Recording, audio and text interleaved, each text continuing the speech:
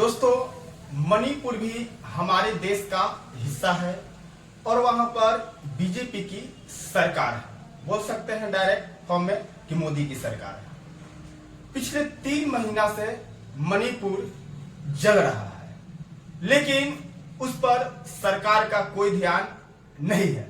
सरकार लगे हुए हैं, लेकिन मणिपुर जाना सही नहीं समझ रहे हैं मोदी जी। अब कुछ दिन पहले एक ऐसा वीडियो सोशल मीडिया पर आया जिसको देखकर आपके रोंगटे खड़े हो जाएंगे और भारत की मान मर्यादा को तार तार कर देने वाली वीडियो है। जी हां, मैं ये वीडियो YouTube पर नहीं चला सकते हैं क्योंकि उसकी इजाजत हमें YouTube नहीं देता है, लेकिन बता सकते हैं। जी हां, ये पिछले 4 मई का वीडियो है जो कि अब वायरल हुआ है।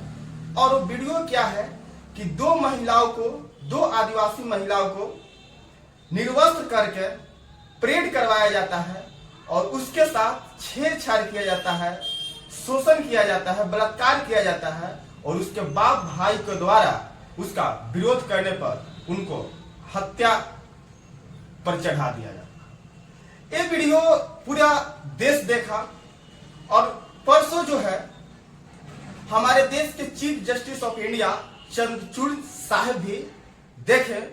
उसके बाद जो है वो आ गए एक्शन में। अब बोले यदि सरकार ने एक्शन नहीं लिया तो मुझे सुप्रीम कोर्ट के justice chief justice of India ने बोले कि अब हमको एक्शन लेना पड़ेगा।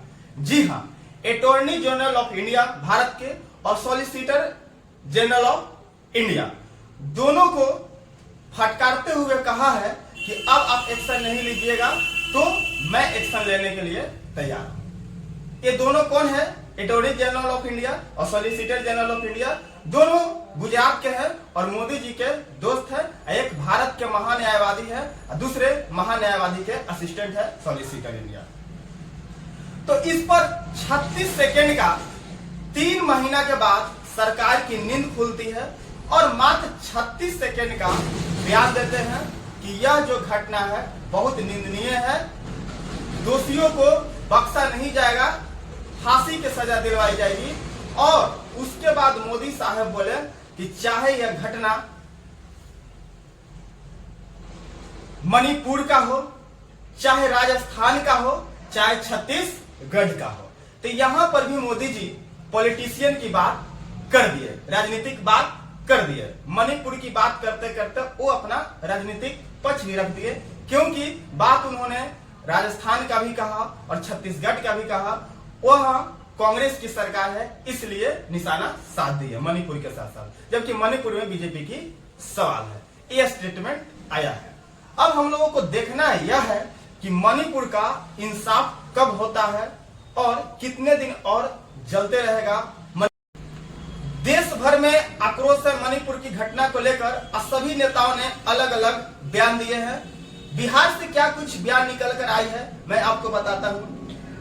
राज्य सुप्रीमो लालू यादव ने बोले लोकतंत्र और लोक लाज का सरेआम हुआ कत्ल। उनके छोटे बेटे बिहार के उप मुख्यमंत्री तेजस्वी यादव ने बोले इतनी बड़ी घटना किसी विपक्षी दल शासित राज्य में होती तो एजेंसियां घुस गई होती। इनका कहने का मतलब विपक्ष पार्टी की जहां सरकार होती और उस राज्य में ऐसी घटना घटती तो तुरंत जांच एजेंसियां घुस जाती, लेकिन मणिपुर में बीजेपी की सरकार है, इसलिए वहां पर जांच एजेंसियां नहीं घुस रही है। उसके बाद जो है लल्लन सिंह बिहार के जदयू के राष्ट्रीय अध्यक्ष है, वो क्या कुछ बोले हैं मैं आपको वो बताता हूं। मणिपुर में सरकार की छत्र छाया में महिलाओं पर हो रहे अत्याचार देश के लिए कहीं न कहीं बहुत बड़ी निंदा प्रकट करते हैं। तो सभी नेताओं ने अपना अलग अलग बयान रखा और जो है वो न्यूज में दिखाने के नाते गोदी मीडिया कुछ दिन पहले ज्योति मौर्य के ऊपर लगी हुई थी और कुछ दिन पहले आपको पाकिस्तान से आई हुई सीमा हैदर के केवल रिपोर्ट दे रहा था। मणिपुर जल रहा है, हमारे देश का हिस्सा है, इससे कोई ताल्लुक नहीं था। गोदी मीडिया को कुछ नहीं दिखा रहा था, केवल मोदी जी की विदेश यात्रा और मोदी जी कहां जा रहे हैं रैली करने, बस उसकी सूचना मीडिया पर दिया जा रहा था। तो आप लोगों की राय क्या है कमेंट बॉक्स में अपनी प्रतिक्रिया जरूर दे। मणिपुर में जो घटना हुआ है उसके लिए। जय हिंद, जय भारत।